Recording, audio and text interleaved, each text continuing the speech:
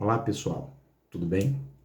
Passando aqui para a gente fazer uma reflexão hoje a respeito do perigo de falar mal dos outros, o perigo daquele que está sempre procurando atacar, está sempre procurando criticar, aquela crítica excessiva, a infâmia, também chamada de difamação. São duas palavras, não são iguais, não são idênticas, mas elas têm uma conotação muito peculiar.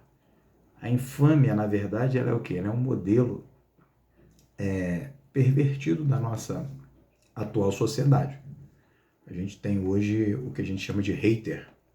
Quem são os haters? São aquelas pessoas que ficam na internet criticando, falando mal da vida dos outros. Isso tem se alastrado na sociedade para as músicas, inclusive músicas religiosas, para o desrespeito entre o próximo.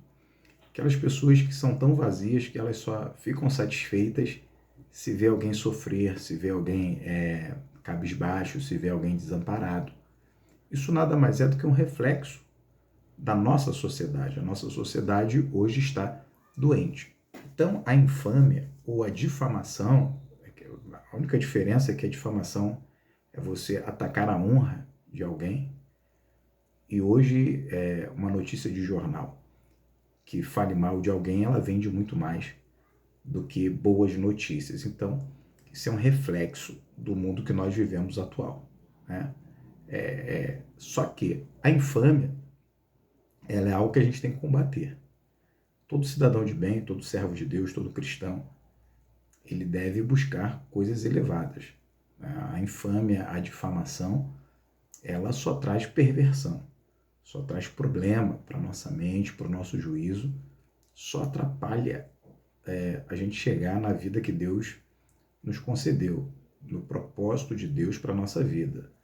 Você vê que a infâmia ela é tão perigosa, ela é tão ruim, que Franklin Roosevelt, presidente americano, em 1944, quando ele...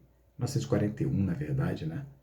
Quando os Estados Unidos foram atacados pelo Japão, ele vai escrever o seu célebre discurso e ele vai falar, né? Ontem, 7 de dezembro de 1941, isso ele falou na época, uma data, olha a palavra que ele utiliza, uma data que viverá na infâmia. Os Estados Unidos da América foram súbita e deliberadamente atacados pelas forças navais e aéreas do Império do Japão. Então perceba que essa palavra infâmia, ela tem peso. E hoje a gente não percebe que isso está sendo alastrado. Como eu disse, as pessoas preferem atacar os outros do que procurar uma conversa, procurar um diálogo. Óbvio que você não é obrigado a concordar com tudo que as pessoas falam, ao contrário. Um mundo uniforme, ou seja, um mundo onde todo mundo tem que concordar com todo mundo, fica um mundo muito chato. A gente precisa respeitar o próximo, precisa respeitar o pensamento diferente. E a gente pode se posicionar. Obviamente, não só podemos, como devemos. Nos dias atuais, é importante que o servo de Deus, a serva de Deus, se levante com respeito ao próximo, mas se levante levando a sua bandeira, portando a sua verdade. Agora, eu quero compartilhar aqui, por exemplo, lá em Mateus 1,19, vou abrir aqui no meu computador. Olha que interessante, olha o que a Bíblia vai dizer relacionado a essa questão de difamar, de tentar desonrar a pessoa. As sociedades antigas, as sociedades primitivas, que nós chamamos, na verdade, eram sociedades muito mais felizes porque praticavam o oposto. Se você pegou aí a sua Bíblia, o livro de São Mateus, capítulo 1, versículo 19, vai dizer assim: então José, seu marido, como era justo e a não queria infamar, intentou deixá-la secretamente. O que é isso? Isso está relatando ali o relacionamento de José e Maria. José descobriu que Maria estava grávida. Obviamente, ele não sabia que aquela gravidez era gerada tão somente do Espírito Santo. Então, por ele ser um homem justo, perceba que a atitude de José vai ser moldada pelo seu caráter.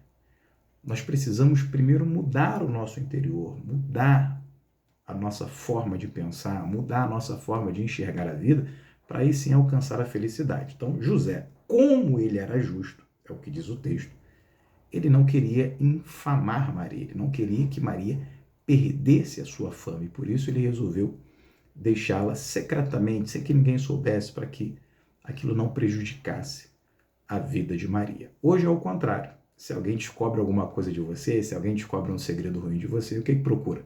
Te atacar, né? Te subornar, te constranger. Hoje é diferente. O apóstolo Paulo, falando a Tito, se você abrir sua Bíblia também, no capítulo 3, versículo 2, diz assim, olha, que a ninguém infame, nem sejam contenciosos, mas modestos, mostrando toda a mansidão para com todos os homens. Olha que pessoa diferente. Em vez de ser o hater, aquele que quer atacar, que quer colocar ali, tem prazer em difamar as pessoas, tem prazer em atacar, olha o que a Bíblia está nos ensinando. E não é só a palavra de Deus. Se nós pegarmos 5 séculos antes de Cristo, há mais ou menos 2.400, 2.500 anos atrás, nós temos filosofia grega no auge. Platão, por exemplo, ele vai identificar que Platão vai olhar para as coisas que são belas e ele vai pensar como que o ser humano ele é apegado às coisas que são belas, na arte, na literatura, na música. E Platão, então, ele vai fazer um estudo e compreender que tudo que é belo nos traz refrigério, tudo que é verdadeiramente bom nos traz bondade, nos traz alegria, há até cura, há até terapia naquilo que é bom. Agora, como saber o que é bom? Essa que é a grande questão. Hoje eu percebo que pais não conseguem orientar seus filhos, maridos não conseguem ser bons maridos, mulheres não conseguem ser boas esposas, porque o que é bom hoje não é valorizado, o que é bom é deixado de lado e nem é muito falado. A gente vive comendo uma cultura totalmente perdida, totalmente sem esperança. Então é preciso que a gente busque o caminho da luz, busque um caminho diferente, porque há coisas boas, escondidas, é verdade. Muitas das vezes achamos até que é secreta, mas tem muita coisa boa na arte, na música, na literatura, na família.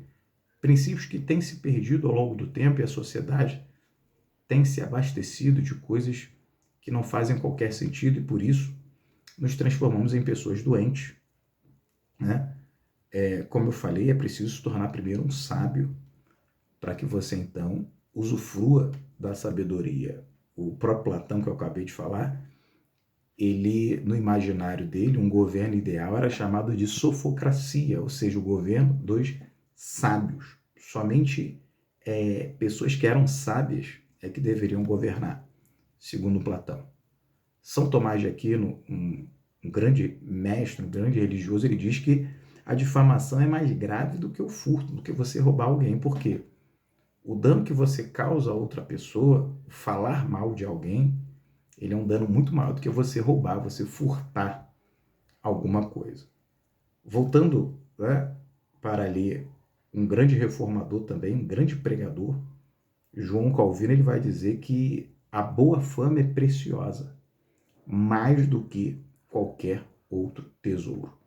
E aí, para a gente finalizar, se você puder, vamos nos recorrer ao grande apóstolo, mestre, apóstolo Paulo, escrevendo a carta à igreja de Filipenses, versículo 4, capítulo 4, versículo 8, abra sua Bíblia aí, vai dizer, quanto ao mais, irmãos, tudo que é verdadeiro, tudo que é honesto, tudo que é justo, tudo que é puro, tudo que é amável, tudo que é de boa fama, se há alguma virtude e se há algum louvor, nisso pensai. Como é que eu começo a me curar desse mundo? Como é que eu começo a me curar dessa filosofia horrenda que eu venho absorvendo, desse alimento ruim na música, na cultura, no relacionamento entre as pessoas? Como é que eu começo a sair disso? Como é que eu começo a destravar esse caminho? Como é que eu começo a sair dessa bolha? Primeiro você tem que entender que você é um ser. Eu gosto muito de trabalhar essa percepção humana da tricotomia ou a triparticipação da divisão do ser humano em corpo, alma e espírito. Então você precisa alimentar o seu corpo, né? Você precisa se cuidar, saúde, físico, mas você também precisa alimentar sua alma e também alimentar o seu espírito. Alimentar o nosso espírito é a nossa espiritualidade, o nosso contato direto com a divindade, o nosso contato direto com Deus, com o nosso Senhor Jesus Cristo, com o seu Espírito Santo. Mas muitas das vezes deixamos de lado a nossa alma, o que é bom. Como eu disse aqui, repito, às vezes escolher boas músicas, ler coisas boas, ao invés de ficar ali 40 minutos, 2 horas, 3 horas do dia perdendo em redes sociais. Não que não seja bom, mas procure coisas boas nas redes sociais. E um remédio muito melhor do que a rede social são livros, óbvio, a leitura. Procure o cinema, procure coisas boas, filmes bons. É difícil? Mas tem. Então, e aí a gente encerra. Por exemplo, o Império Romano, nós temos um pensamento chamado estoicismo, os estoicos, e um dos grandes imperadores, dos maiores imperadores do Império Romano foi Marco Aurélio. E Marco Aurélio disse: a vida é curta, portanto, não fazes a tua felicidade depender de algo fora de ti, fora de você. Então, quando a sua felicidade depende de você criticar alguém, de você ver alguém ruim, você está desperdiçando o bem mais precioso que Deus te deu, que é viver. Com a sua vida, se você levar ela no caminho da luz, da direção que Deus vai te conceder, você só vai ter coisas boas. Então, pegue a sua família e trate ela dentro de um caminho específico. Pegue a sua vida profissional, leve-a de maneira honrada. Pegue as suas emoções, trabalhe as suas emoções. Sendo homem, sendo mulher, seja uma pessoa de respeito. E evite esse mal do século XXI, que é o regozijo em falar mal dos outros. Quando você fala coisas ruins, seja de alguém ou seja de alguma situação, você só está expondo aquilo que você tem por dentro. Se você não trabalhar o que você tem por dentro, você não consegue ter uma vida plena. Quando eu começo a trabalhar a minha mente, o meu coração, a minha alma, eu começo a me tornar uma pessoa melhor. E se eu me torno uma pessoa melhor, obviamente eu não tenho mais tempo. Eu não tenho mais necessidade de me regozijar falando mal de alguém. Eu passo a ser uma boa pessoa. Eu passo a ser uma pessoa diferente, eu passo a ser uma pessoa mais madura, eu passo a ser uma pessoa mais sábia, mais inteligente e mais feliz. Nós só vamos alcançar a felicidade plena, que é o que todos nós buscamos. O problema do mundo em que vivemos é o padrão que se estabeleceu, que ser feliz é ter dinheiro, ser feliz é ser bonito, ser feliz é viver uma vida desregrada. Não é nada disso. A verdadeira felicidade você encontra nas coisas mais simples da vida, mas para isso o seu interior tem que ter sido curado. Então, lembre-se de José, o pai do menino Deus, o pai de Cristo, o pai terreno do Senhor Jesus Cristo. Ele era um homem justo e por isso procurou não infamar a sua futura esposa, Maria. Que Deus abençoe você, pegue essa reflexão e nós estamos por aqui. Eu vou pedir para que você curta, compartilhe esse vídeo, se inscreva neste canal para nos ajudar a levar essa mensagem para muita gente que precisa. Um grande abraço, fique com Deus.